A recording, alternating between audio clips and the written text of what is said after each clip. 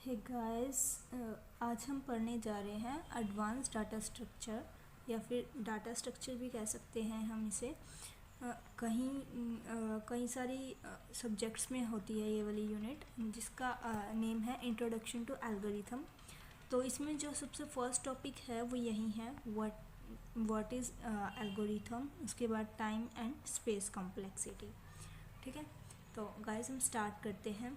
इसको चाहे तो आप अपना फर्स्ट क्वेश्चन लगा लो या फिर फर्स्ट टॉपिक लगा लो, ठीक है, जो भी है फर्स्ट यही ही है।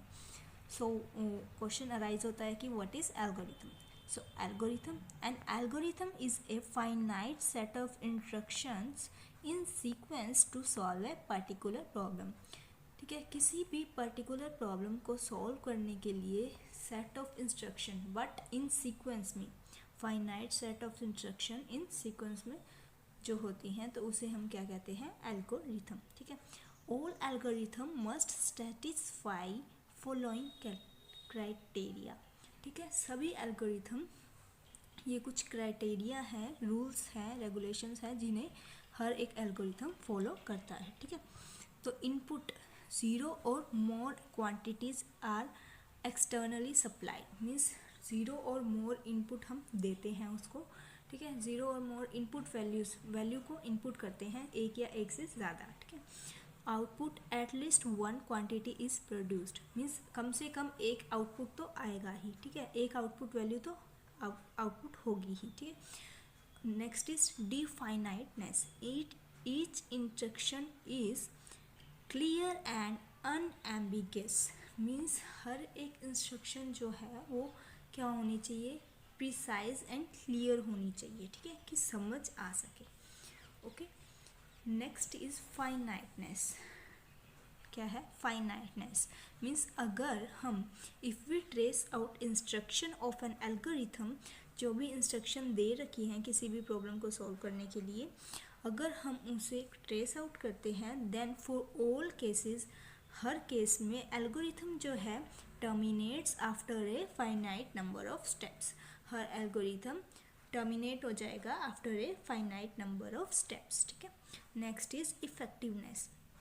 तो इफेक्टिवनेस से हमारा मतलब क्या है, every instruction must be very basic, means हर एक इंस्ट्रक्शन बहुत सिंपल और बेसिक होनी चाहिए, so that it can be carried out. ठीक है, तो उसे कैरी किया जा सके, मीन्स उसको यूज़ किया जा सके, मतलब वो हमारे समझ में आनी चाहिए। ठीक है, हम समझ सके कि क्या दे रखा है ये। Okay, so next is analysis of an algorithm. ठीक है, तो एनालिसिस ऑफ एन एल्गोरिथम का मीनिंग क्या होता है? उसका मीनिंग यही होता है, किसी भी एल्गोरिथम को सॉल्व करने के लिए कितना टाइम लग रहा है, मीन्स क्या हो गया टाइम कम्प्लेक्सिटी, और कितनी मेमोरी लग रही है, मीन्स क्या होगा स्पेस कम्प्लेक्सिटी। ठीक है, तो यही होता है एनालिसिस ऑफ एन एल्गोरिथम। तो जो एनालिसिस ऑफ एन एल्गोरिथम है वो डिपेंड्स करती है टू फैक्टर के ऊपर। First is space complexity and second is time complexity. So question arise होता है यहाँ स्पेस कम्प्लेक्सिटी है क्या? So space complexity is defined as the process of determining a formula for prediction of how much memory space will be required for the successful execution of the algorithm. Means किसी भी problem को solve करने के लिए हमारे को कितना memory space required हो रहा है, कितना हमें चाहिए उसे सॉल्व करने के लिए। ठीक है, द मेमोरी स्पेस जो हम यहाँ पे मेमोरी स्पेस कंसीडर कर रहे हैं वो क्या होगा, प्राइमरी मेमोरी का स्पेस होगा। ओके, तो ये क्या होता है, स्पेस कॉम्प्लेक्सिटी।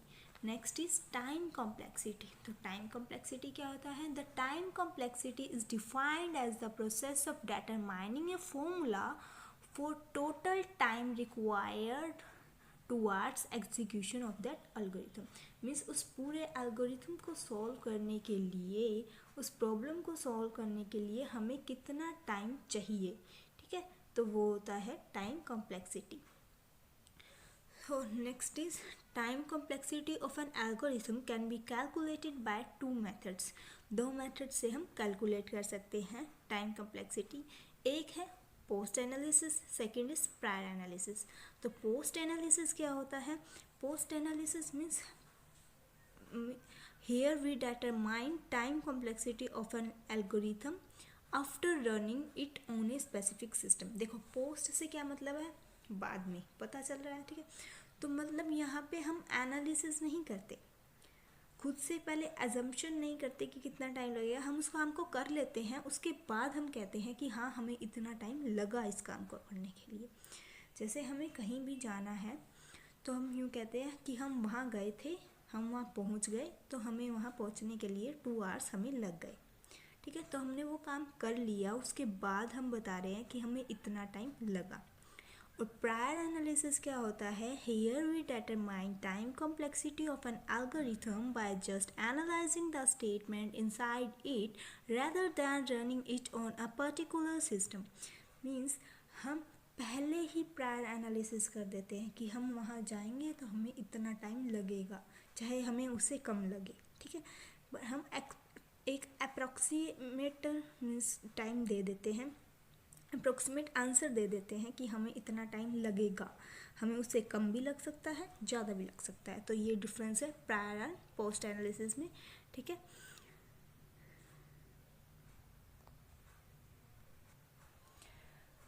नेक्स्ट है difference between post and prior analysis. तो प्रायर एनालिसिस मीन्स पहले अज्यूम करना और पोस्ट एनालिसिस मीन्स काम करने के बाद में देखना। तो first is analysis of an algorithm prior to running it on any system. पहले ही एनालिसिस कर लेते हैं, ठीक है, to running it on it in any system. Post analysis में क्या होता है, analysis of an algorithm after running it on a specific system. उसको एल्गोरिथम को स्पेसिफिक सिस्टम में रन करने के बाद हम एनालिसिस करते हैं, ठीक है। सेकंड क्या है, it is independent upon language of compiler and type of hardware. But जो पोस्ट एनालिसिस है वो डिपेंडेंट होगी लैंग्वेज ऑफ कंपाइलर और टाइप ऑफ हार्डवेयर पर, ठीक है। तो प्रायर एनालिसिस क्या है, हम अप्रोक्सीमेशन लगाते हैं तो वो अप्रोक्सीमेट आंसर देता है हमें। पोस्ट एनालिसिस एग्जैक्ट आंसर देता है क्योंकि हम काम करने के बाद बता रहे हैं कि हमें इतना टाइम एक्चुअल में लगा है, ठीक है। तो ये था पोस्ट और प्रायर एनालिसिस। अब नेक्स्ट